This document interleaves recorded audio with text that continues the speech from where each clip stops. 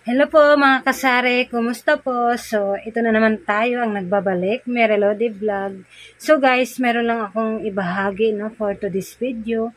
Kung ano-ano nga ba ang mga hinahanap ng mga requirements ngayong 2025 pag tayo ay mag-renew ng business permit at pagkatapos nga ng bakbakan sa pagpupuyat sa ating pagsusumikap at pagtitinda, talagang ito na naman, magbabayad na naman tayo sa mga bayarin natin at isa nga dito ang business permit natin kasi nga lisensyado yung ating tindahan. So, ito nga guys, talagang nahihirapan talaga ako, talagang ang higpit na ngayon, hindi ka na talaga makakalusot. So, grabe, pabalik-balik kami kanina, kaya ito, ibabahagi ko lang sa inyo para doon sa mga baguhan pa lang na gustong kumuha ng business permit, para magkaroon ng idea kung ano-ano ang mga dapat na ihanda ng mga requirements pag kayo ay kumuha. So, kailangan talaga natin itong gawin, para maganda kasi pag lisensyado yung ating tindahan.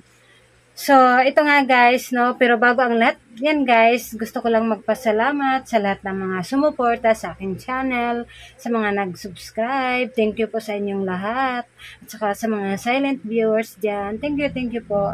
At sa mga bago pa lang sa aking channel, don't forget to like, subscribe, para lagi po kayong updated sa susunod ko pang mga videos. So, ito nga guys, talaga, hiningal pa ako, kararating lang kasi namin, maaga kami umalis. Hapon na natapos yung pag-asikaso ko ng business permit ko guys. Kasi nga, tinapos ko talaga ngayong araw. Today is Friday.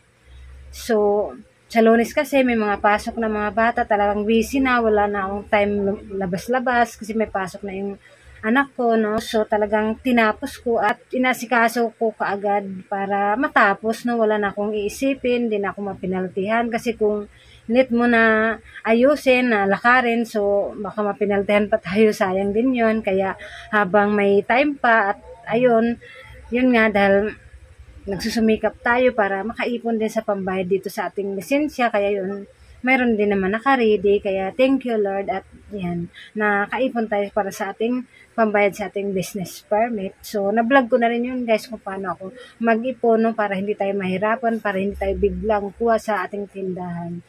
So, ito nga guys, yung mga requirements at kung magkano yung ating binayaran ngayong 2025. Kaya ibahagi ko din sa inyo, para makaready din kayo. Pero, kanya-kanya naman kasi tayo guys, kasi tinatanong naman doon kung gaano kalaki ang tindahan mo. Depende naman kasi yun, So, sa akin, ibabahagi ko lang din, kasi yung tindahan ko ay maliit lang naman yung tindahan natin, kaya ito, pero siyempre kailangan pa rin natin kumuha ng business permit. Kasi dito sa lugar namin guys, talagang mahigpit din, kasi yun, may nag-ikot-ikot din para sigurado na meron tayong maipakita ang mga permit dito. So, ayan, kompleto na, di na tayo kabahan kasi lisensyado yung ating tindahan.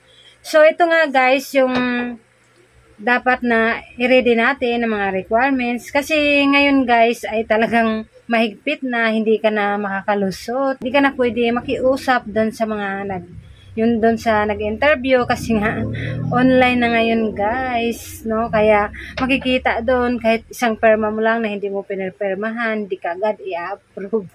Ma-disapprove ka, kaya hindi talaga makakalusot ngayon kasi online na sila. So, ay nga guys, nung pumunta ako doon, kasi nga online na nga ngayon, so pinipicturean lang naman yung ating mga requirements. Tulad nga nito, yung form, siyempre mag-fill up tayo ng form. Tulad nga ito guys, affidavit of waiver. So ayan, pero fill upan mo yan. Doon mo makukuha yan mismo sa City Hall.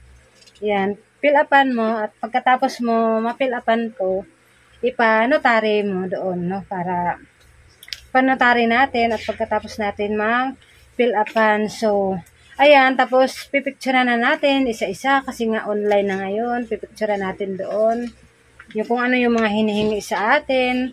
Tulad ko nga guys, nag-rent lang tayo ng pwesto, kaya ayan, nakihiram lang ako ng titulo sa may-ari. Kaya mas maganda talaga na sarili niyong bahay o sarili niyong titulo kasi para hindi kayo magka-problema.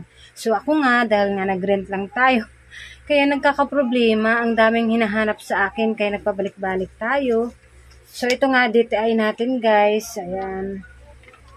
Pinicturean yan, DTI permit, form, tapos itong affidavit of consent, kasi nga, ng grant lang tayo.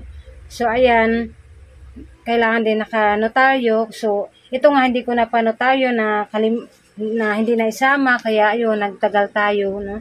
Nagpabalik-balik tayo doon. So, kailangan natin picturean. So, mag-antay pa tayo na ma-approve doon yung mag-tick sa cellphone natin. So, kaya matagal talaga ngayon kasi online nga. And then, hinanapan din tayo. Kasi nga guys, itong titulo, niram ko lang. So, nagka-problema nga tayo dito, no? Medyo nahirapan tayo kasi nga yung nakasulat dito ay ayun na, nasa kabilang buhay na, no, namatay na. Kaya hinanapan tayo ng certificate, death certificate. So, ito naman guys, mayroon naman tayo na ipakita. So, ang problema naman nga dito sa affidavit of consent, iba, ang nagpirma dito yung anak na lang kasi nga patay na yung tatay, no. So, hinanapan naman tayo dito ng ID. So, may naipakita naman tayo doon. Ang problema naman, ang sobrang higpit talaga pag si computer mag-check ng mga ano natin, hindi tayo makalusot. Hinanapan na naman tayo ng kailangan talaga ng katibayan na anak niya talaga itong nagperma. Kaya hiningian na naman ako ng certificate ng dito yung nagperma sa affidavit of consent. Kaya umuwi na naman ako para kunin doon sa may-ari, no? At yun, naibigay naman sa atin. Kaya ayan, pinasa natin at pinicturean natin at medyo, ayun, umuki na approve na yung ating pagpasa doon, no? Kasi nga online na, di na pwede ka makiusap. Iba na talaga ngayon, mahigpit. Pero kung ikaw naman na hindi ka nagre-rent, sarili mo yung bahay na titulo, so hindi ka magkakaproblema. Itulad ko nga, nagre-rent lang, so nanghiram lang tayo ng titulo. Ang problema nga, dahil nga, yan, nawala na yung may-ari, namatay na, kaya yan, marami hinanap sa akin. Pero, yun. Pero sa sunod, guys, ay okay naman kasi naka-record na doon yung ating mga requirements doon. Kaya di na tayo mahirapan. So, ang nabayaran natin lahat, guys, ang total na nabayaran natin sa lahat-lahat yung ITR, saka notaryo, kasi doon na tayo kukuha ng ITR doon income tax return.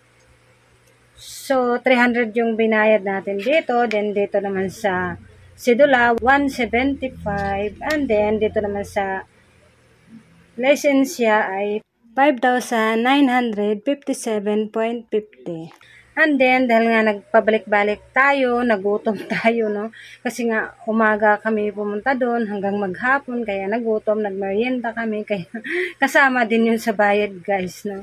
Kaya parang nasa kulang-kulang 7,000 din yung nagastos natin lahat-lahat, kasi ang dala kong pera ay 7,000, no? Kasi nga, ayan, nagutom, nagutuman tayo doon, ang tagal-tagal kasi doon ng proseso, kasi nga online na, di ka na makakalusot, mag-antay ka pa na mag-text sa cellphone mo, kung ma-aprobahan na ba yung mga pinasa mo doon. Minsan nga may mali, kung may makita lang na isang hindi mo na permahan, so ma-disapprove ka, kaya mag-aantay ka na naman, kaya yan, nagtagal nga. So, ayun, parang kaya ang budget ko guys ay 7,000, so ayun, sakto, kaya 7,000 lahat yung gastos ko dito sa pag-asikaso. Kaya ayan, masaya na ako guys dahil wala tayong isipin. So ito nga guys lang ang binigay sa akin, yung resibo lang ng mga binayad ko. Mga resibo lang kasi ipapadala na lang yung business permit natin at saka yung plaka. Ipapadala na lang nila sa atin dito kasi nga yan, online na. Kaya antayin ko na lang yun guys. So nandito naman yung resibo ng mga binabayad ng total na binayad natin. Kaya ayan guys, masaya na tayo pag natapos na natin nasikaso yung ating mga permit, no? At lisensyado na yung ating tindahan, kompleto na sa permit. So ito na nga guys, kompleto na siya. Kaya thank you Lord. So sana kayo din guys, hindi kayo mahirapan sa pag-asikaso ng inyong requirements. Pero yan, okay lang para din naman to sa ating hanap buhay. Ganda kasi din na pag-lisensyado yung ating tindahan. So ayan lang guys, maraming salamat sa mga nanonood. God bless po.